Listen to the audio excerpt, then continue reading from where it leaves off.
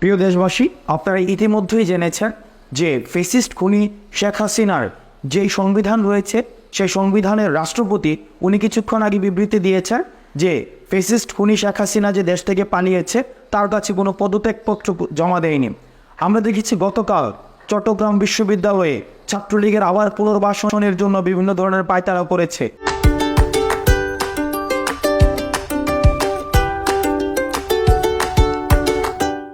এবং ঢাকা শহরের বিভিন্ন প্রান্তে ছাত্রলীগ, যুবলীগ এবং আওয়ামী লীগের যে পতিত আত্মারা রয়েছে তারা বিভিন্নভাবে জড়ো হওয়ার তারা পায়তারা করছে। আপনারা যদি প্রত্যেকটি ঘটনাকে আপনারা একত্রিত করার চেষ্টা করেন তাহলে দেখবেন যে আওয়ামী লীগ আবার পুনর্গঠিত হয়ে আবার এই বাংলাদেশে ফেসিবাদের রাষ্ট্র কাঠামো পুনর্গঠিত করার জন্য তারা চেষ্টা করছে। প্রিয় দেশবাসী, 5 আগস্টের পূর্বে আমাদের সবার একটি পরিচয় আমরা একত্রিত হয়েছিলাম, সেটি হচ্ছে আওয়ামী নির্যাতনের বিরুদ্ধে আমাদের সবার পরিচয় ছিল আমরা ছিলাম মজলুম এবং আওয়ামী লীগ ছিল জালিম। এই জালিমের বিরুদ্ধে আমরা মজলুম হিসেবে আমরা দাঁড়িয়েছিলাম 5 আগস্টের পূর্বে। কিন্তু 5 আগস্টের পরবর্তী সময়ে আমরা নিজেদের বিভিন্ন ক্ষুদ্র ক্ষুদ্র রাজনৈতিক স্বার্থে আমরা পৃথক হয়ে গিয়েছি, যার ফলশ্রুতিতে এই যে একটি গ্যাপ ক্রিয়েট হয়েছে, এই গ্যাপ ক্রিয়েটের জায়গাটিতে আবার আওয়ামী ফ্যাসিস্ট সরকার আবার তার পুনর্বাসনের ছক কষছে।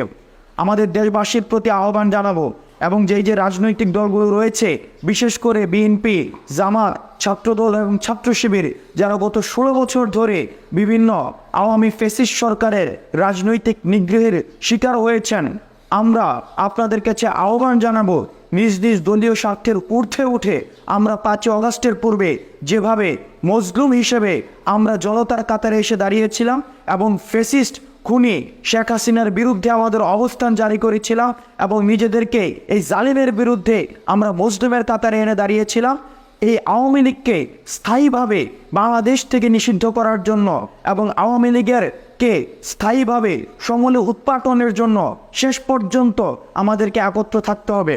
আমরা যদি নিজেদের দলীয় স্বার্থে এবং রাজনৈতিক স্বার্থে আমরা যদি পৃথক হয়ে যাই, সেই সুযোগটি হচ্ছে আওয়ামী লীগের পতিত আত্মারা নেবে।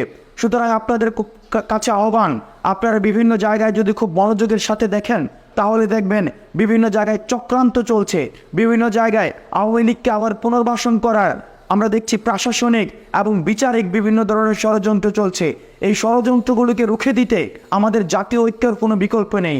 সুতরাং যারা আমরা 5 আগস্টের পূর্বে মজলুম হিসেবে আমরা জনতার কাতারে এসেছি, সুতরাং আওয়ামী লীগকে স্থায়ীভাবে নিষিদ্ধ করার জন্য এবং বাংলার মাটিতে তাদের যে কোনো ধরনের পুনর্বাসন ঠেকাতে আমাদের সবসময় ঐক্যবদ্ধ থাকতে হবে। যে কোনো রাজনৈতিক পরিচয়ের ঊর্ধ্বে উঠে আমাদের মজলুম পরিচয়ে আমাদের মাঠে আমাদের অবস্থান জারি রাখতে হবে। নচেত আবার আমরা দেখব আওয়ামী লীগের পতিত আত্মা আবার বাংলাদেশের এই মাটি আবার তারা দখল করে নিয়েছে। সুতরাং আমরা আমাদের জায়গা থেকে শক্ত অবস্থান নিশ্চিত করব, যাতে করে আওয়ামী লীগের কোনো পতিত আত্মা আর কোনোভাবেই বাংলাদেশের মাটিতে পুনর্বাসিত না হতে পারে।